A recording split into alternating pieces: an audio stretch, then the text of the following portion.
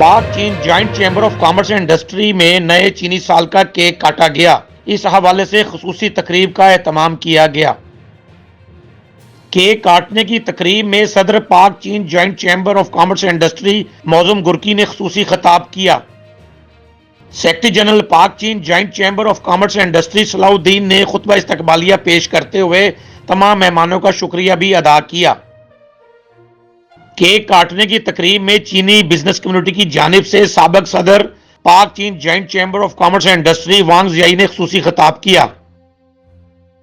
تقریب میں معروف قانون دان ظفر اقبال کلہ نوری اور سینئر صحافی ڈاکٹر محمد احسن محمود نے بھی خصوصی شرکت کی۔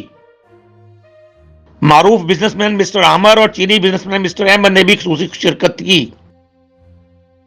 سابق سینئر نائب صدر Pak China joint chamber of commerce and industry Dawood Ahmed نے خصوصی خطاب کیا۔ نائب صدر حمزہ خالد نے ووٹ آف تھینکس پیش کیا۔ اس موقع پر سابق صدر وانگ زیائی نے پاکستانی بزنس کمیونٹی کا خصوصی شکریہ ادا کیا اور نیک تمناؤں کا اظہار کیا۔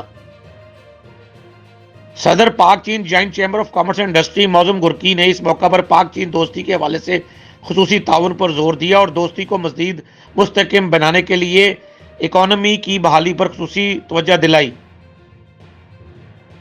شرکا نے چینی نئے سال کے لیے مبارکباد پیش کرتے ہوئے پاک چین دوستی کو سراہا۔